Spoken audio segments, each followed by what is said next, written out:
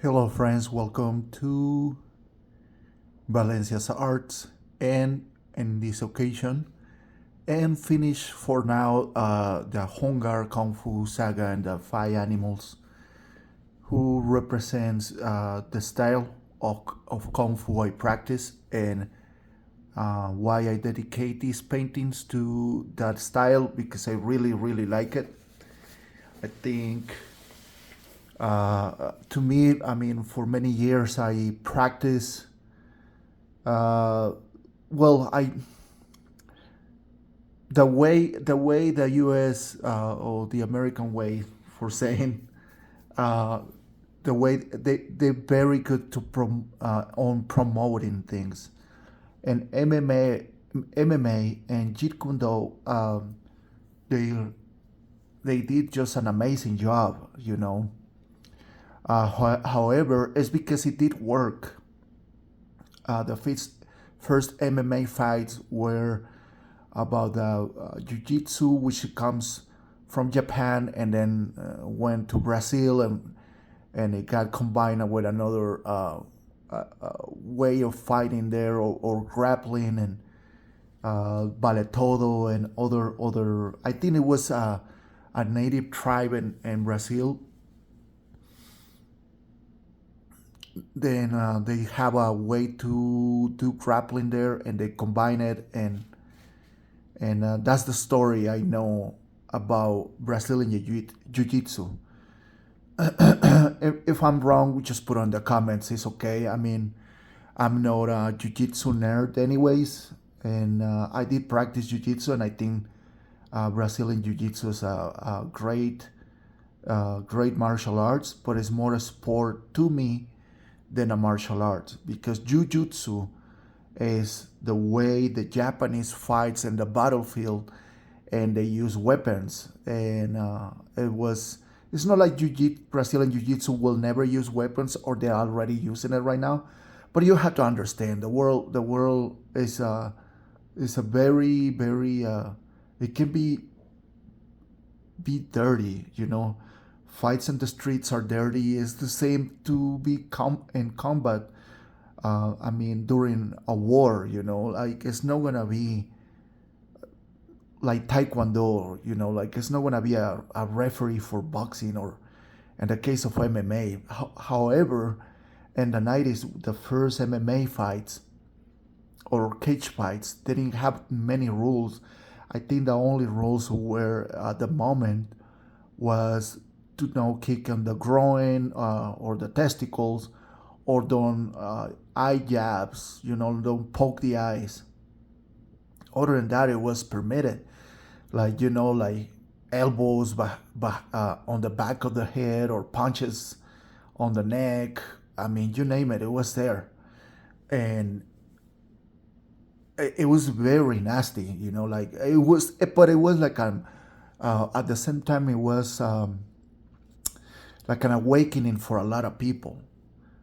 And but at the same time, I mean, those fights, they were already there. I mean, Bas Rutten, I remember, I think he got fights like that before they put it in the cage. But the thing was, what it was like, the game changer for a lot of martial arts, it was Brazilian Jiu Jitsu. And that's what it changed the game. And a lot of people didn't like it. And there's a confession from a very well known martial art instructor there. And I think he teach karate. And he was interviewed by the Jesse Ekam. I don't know how to pronounce his name. I think his last name is German. Probably I can. That's why I can. I have to hear his last name. But I mean, we call it karate nerd. Let's call it like that. It's easy this way. So the karate nerd interviewed this man who was one of the judges there, and he confessed, and it was more like, in a way, no, then Brazilian Jiu Jitsu didn't work. It was more like against people who didn't know that kind of stuff was there to wait for them. Most of the styles don't fight on the ground. And I don't know. I mean, I don't know if the rules were at the moment to don't kick the legs, because if somebody like drops uh, himself on the mat with a with a groin with a see, with a groin being exposed, well, a lot of people just will kick that, or they will kick the legs, the feet. They were hit them, like in combat in the street. They will stab the feet, and somebody just drop themselves on their back and trying to grab you with their legs in order to bring you to the submission and choke you up or whatever, break your arm. Uh, will somebody just pull a knife and just stab your legs, your feet? Um, Even then, when you're trying to do it, if you're not really that fast, you're just looking for the submission on the ground in the street. If the person pull a knife, it will stab your side of your stomach, your ribs, or your neck. And people will say, no, I will fast enough to don't let the people do that. And yeah, and it's true. If you fast enough, maybe the knife became uh, a secondary defense against the person who's doing the kind of technique against that person with a knife. But anyways, I mean, that's what it happens, and I don't know what it comes when one or the other one. But okay, I remember now. It's because I was talking about why I never pay attention much about what is kung fu. I did wushu, but the way it was teaching in Hermosillo, it was actually very good. It was actually very good. It's nothing. I guess I didn't notice. Like I didn't notice how valuable was at the moment. But it was at the same time to me. I just always wanted to be the best, and probably what happens here is when it comes the what is the problem. What is Bruce Lee? And even schools like the school I was training under, they were saying that Bruce Lee was better than everything. And when that happens, I mean, then you put your attention in stuff like the man called Bruce Lee. And I'm not saying that Bruce Lee wasn't good. It's just no, as everybody was saying. He was a human being, and he has a lot of problems, physical problems. And at the same time, he was really strong, like every human being in the world. It's just have to exercise. You have to like be very consistent in the gym and cardio, like and train every day if it's possible. I mean, have 2 days off, for be honest, because Bruce Lee didn't train that much. It's more like might. I'm sorry, like mythology, and there's the other word, legends around him, a lot of lies.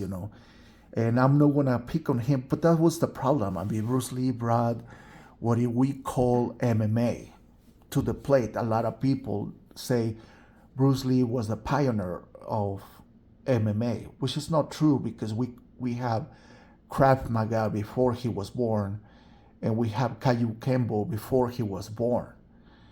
So that we have MMA before, and mostly, and Pancracio or Pancration is a really ancient way of fighting. And if you like see how it's depicted on paintings, stone or whatever art was there for Pancration, is MMA. It's just it was a very dirty. It was like the 90s MMA fights, except that you can bite and eye poking and pull the testicle out of the body. I mean, so that was the difference between MMA during the 90s and was pancreations during those days. But they have submissions, and throw-ins and all that kind of stuff, and kicks and my elbows, knees, all that.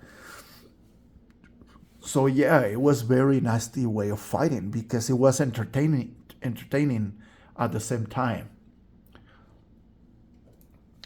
But I mean, nothing new. It's like Solomon, the King Solomon from the Bible. Under this sun, there's nothing new. Bruce Lee says, based on Confucius. Confucius says, one of his saying was, "We are one family under the sky." You know.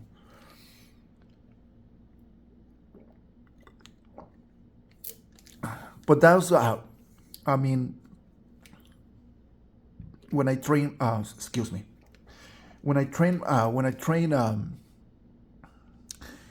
karate, wushu, aikido, Brazilian jiu-jitsu, and judo,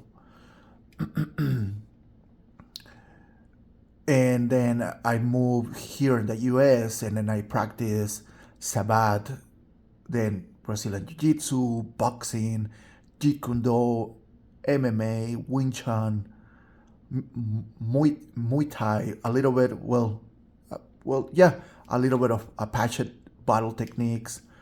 Mm, Jeet Kune Do, I don't know if I mentioned it, but I mean, I think I did that. American kickboxing too. Esgrima, Esgrima was there. Esgrima, Doce Pares, Cali, uh, and I mean, those arts were amazing. I mean, they took me out of the box that I know about wushu and those arts that I mentioned, but it was at the beginning was like more wushu and karate and taekwondo, and I never became a black belt in that. And then when I moved here in the U.S., which was in 2001, I experiment those other martial arts I mentioned. I mean, which was Brazilian Jiu-Jitsu. But it was, I don't know, like the thing was, it was great. Don't take me wrong. It was great experience. A bad experience. Very, very, very good. The kicks are amazing. Muay Thai too. I mean, a little bit of Sambo. I remember. Then the instructor teaches there, and for 1 year it was really good. I mean, well, for the 6 months, it was 6 months with him, and then I did practice with other instructors, and then I was on my own and during that year, and just come back to Mexico, and I feel like I knew it all, right? But then I got lost on that knowledge. The ego was there. The ego was present there. Although I tried to teach that on a gym, but it was table during time, so nobody cared on the gym. So it didn't work. It didn't work, and then my life was a little bit of a disastrous trip right there. Went back to wushu, and I was mixing wushu with jiu-jitsu, and I thought then I knew what I knew, and I got beat up fierce. But then I picked it up really fast, and I was there for another like a year, let's say between wushu and Brazilian Jiu Jitsu, and then I stopped training, and then I back to work. I was working 12 hours a day, so I couldn't do it, and not because I was tired, because I was young during those times. It's just because it wasn't open. It wasn't open at the time I got out from work, and I didn't know how to manage my schedule. It was very disastrous. But I mean, like I say, I mean, I got experience, like the experience that I need to. I mean, I always have martial arts in my mind. The trip went there, and then I practiced MMA in Arizona. Uh, it was more like very ancient Muay Thai. Uh, the instructor moved to Florida because he got a property there and it was better for him. And his Muay Thai was really, really, really good. Very ancient. I think it was a very old style. I think and it has forms and stuff. And but I mean, because he moved, I just went there for 6 months, but then a year with the MMA and the jiu-jitsu there, and and I was there here and there, different styles, just to. I was more like a nomad, and finally moved here in Albuquerque, or Albuquerque. So I moved here, and then I found about this instructor who teach uh, Jeet Kune Do based on special forces and other combat styles, and special forces does, and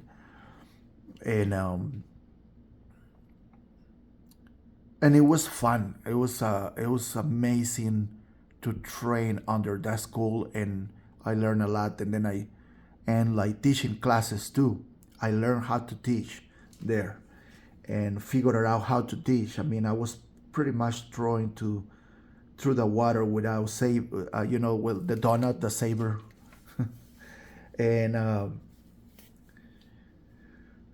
but then I noticed about mostly about these arts that you need apparatus all the time, because it's very. I know it was like kicking and punching and pulling a knife, pulling a gun, pulling a baton, pulling whatever is in the ground.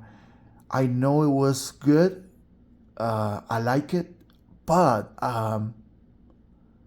what I noticed about these tactical MMA, all that JKD and Krav Maga, it got me. I get bored. Like it was too repetitive, which is okay because you had to repeat it anyways. And something was missing. It was like missing the soul and the art, right? So then I met three different instructors who teach kung fu, and the way they teach and how they develop it, and how all they know. I mean, what is kung fu? I didn't know then that was kung fu, and since then I was like, I go back to my roots and I say no, no, no, no, no, this is good. And actually I met a karate instructor, and he showed me like the crane style of karate, and amazing stuff.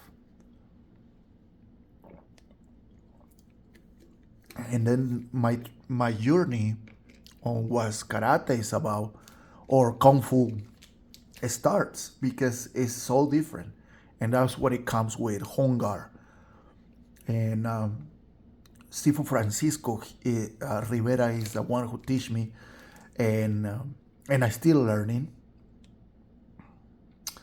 And unfortunately, he passed away, and well, I mean, his last students, which is I'm one of them, we're still here, and we are willing. I'm willing to teach. I wanted to teach that style because I think Hung Gar is like the perfect wife you were looking for after you were with so many, and you liked them, but it wasn't the real one.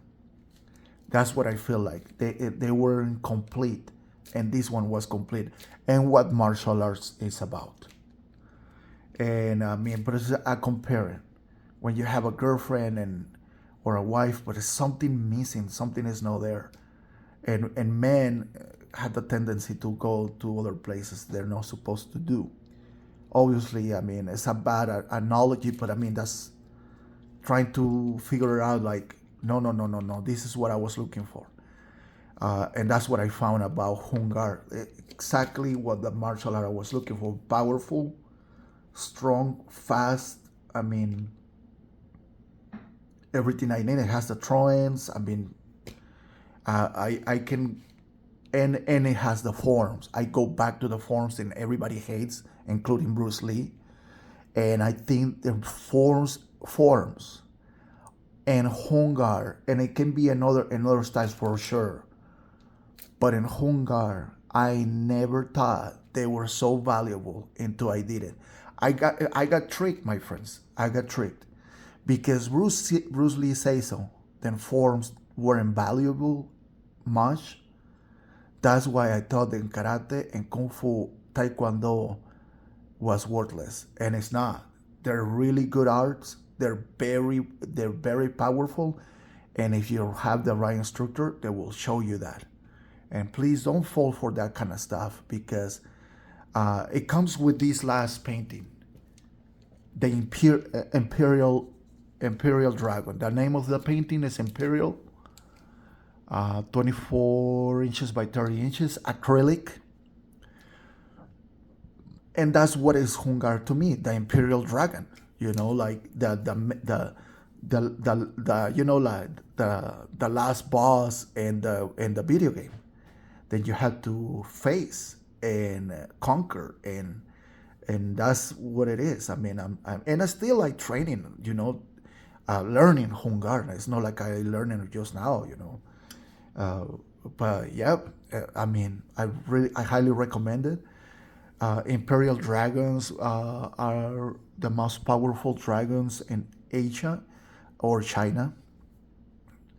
I mean, last year was the last the was a year of the dragon. I think it was wooden dragon, and that's why I painted last. No, not painted last year. I did a video about this dragon, this painting that I made because I was celebrating the Chinese New Year. But for this year, the snake of is the year of the snake. Either way, I mean, I'm gonna close this uh, this saga of the hunger animals with the dragon, and that's where you can find a dragon and hunger. Well, in the movement, the way it moves, moving in quantum, which is like the way you just imagine a dragon moving, walking or running.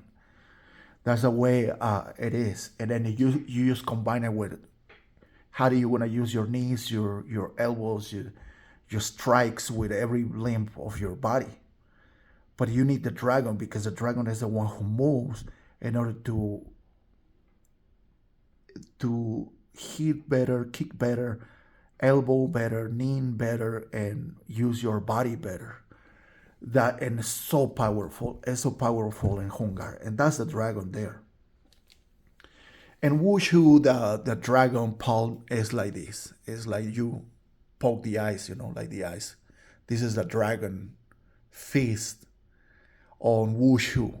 I don't want to go too far about what's the difference between Kung Fu and Wushu. We just leave it that way. I mean, I recommend to Google it. But this is because it's just my explanation of my painting and why I did it. So I don't want to go too deep on that and go for an hour or 3 hours. And so that's why I painted green. Green is life and fire because Hung Gar is a fire style. Earth too, bending earth. I think it has fire, air, and earth. In my opinion, I mean, a little bit of water and a little bit of wood and a little bit of metal. But I think it's more fire and earth. Like an oven, it cook you, and you can cook someone too. And yeah, this is my contribution about and my dedication about that art and about the kung fu style. And hope you guys like my explanation. Way too different of the last year, but I mean I erased that video, so it doesn't matter. And we go to the explanation en español. ¿Qué tal, amigos? Y creo que me voy a ir un poquito rápido con el español porque pues también no me había fijado que mi teléfono estaba a punto ¿cómo se le dice? De expirar, ¿no? No lo conecté, lo debería haber conectado. Bueno, este es el dragón imperial. La pintura se llama Imperial o Imperial y, y pues es de los dragones más poderosos, ¿no? En en la Asia mitológica, ¿no? En la China, la mitología china, ¿no?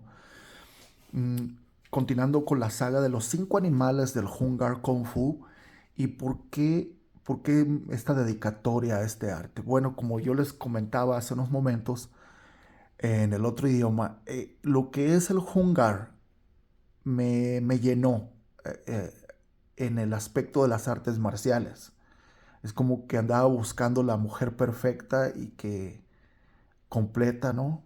Y que lo encontré con el Hung Gar y que no lo había, porque me divorciaba muy pronto o me divorciaban muy pronto de los estilos que sí que entrené, que fue Jeet Kune Do, karate, wushu, eh, artes marciales mixtas, Kali, esgrima, sabat, boxeo, jiu-jitsu brasileño, eh, todos esos estilos, Krav Maga, eh, Jeet Kune Do basado en fuerzas especiales, Wing Chun, ah, ¿qué más? Ah, tácticas de combate a Apache, Aikido, Judo, todas esos tipos de artes me gustaron. Nunca me convertí en cinta negra, eso nunca pasó, ¿no? Eso no fue algo real, ¿no? O sea, para mí, no, o sea, simplemente me divorciaba, ¿no? De esos estilos y caía un poquito en el aburrimiento, ¿no? Pero pues hasta que por fin conocí, primero eh, pues el wushu, ¿no? Y el karate en México, un poco de taekwondo, ¿qué más? Creo que aikido también hubo por ahí, karate do, pero nada que a mí me llenara mucho, ¿no? Y lo que pasó también fue la influencia de Bruce Lee, o sea, en Estados Unidos, América, son buenos para influenciar y si promovieron lo que es el MMA y a Bruce Lee como no tienen una idea y siempre lo han promovido en la televisión de cable. Entonces, pero escuelas como las escuelas de Wushu, pues también dijeron, es el mejor, Bruce Lee es el mejor. Y Bruce Lee, pues aborrecía lo que eran las formas, ¿no? El clasicismo de la tradición. Me mudo acá a Estados Unidos, a California, y encuentro un maestro que da clases del estilo de Bruce Lee, pero con otros estilos. Y los aprendí por un año, ¿no? Bueno, digamos un año. Y caí en el error de que el karate y el kung fu no servían, pero no era así. Regreso a México, eh, este, y pues quiero como adaptar, ¿no? Lo que aprendí ahí, pero no se pudo, ¿no? No se pudo. La manera que Estados Unidos seguía promocionando el MMA, los noventas era brutal, ¿no? Las peleas de MMA eran brutales, ¿no? Luego decían que Bruce Lee era el inventor del MMA, que era bueno, el dios de las artes marciales, ¿no? Que en realidad, pues no era más que Hollywood y gente pues mal informada, ¿no? Le mintieron prácticamente de que Bruce Lee pues era el chicho el que inventó algo nuevo. Y nunca inventó él nada nuevo, simplemente él, él más bien, pues lo combinó y nada nuevo, porque las artes marciales mixtas ya existían. El Krav Maga ya existía desde antes que Bruce Lee naciera. El Kayukembo ya existía antes de que Bruce Lee naciera. Y aparte otros estilos que se mezclaron. El pancracio, que es antiguísimo. O sea, no hay nada nuevo bajo este sol, decía el rey Salomón. Nada nuevo, no hay nada nuevo en este mundo. Y pero uno cae en esos juegos. Aún así, pues no es que no fuera mala las enseñanzas del maestro Bruce Lee. Son bastante buenas, pero como que algo faltaba en todas esas instrucciones. Es lo mismo con el MMA, lo mismo con el Muay Thai. Me aburría, o sea, es que lo mismo, era lo mismo. Que está bien, que tienes que repetir para poderlo hacerlo bien y hacerte rápido.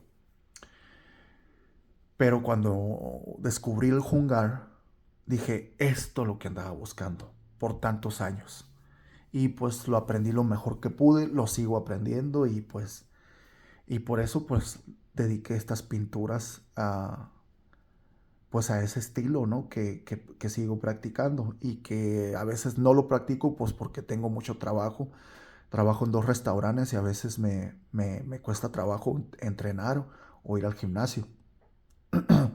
Pero pues esperemos pueda abrir una escuela este año. No quiero hablar mucho sobre ese tema porque ya lo he gastado mucho y pues ya veremos. Es un gusto haber tomado un tiempo con ustedes. Gracias. Espero les haya gustado la explicación y y escucharán y verán una pintura nueva, nada que ver con artes marciales, más bien con lo que se está dando con los extraterrestres y todo eso, lo que vamos a hablar muy pronto. Y bueno, muchas gracias por todo. Cuídense. Hasta luego.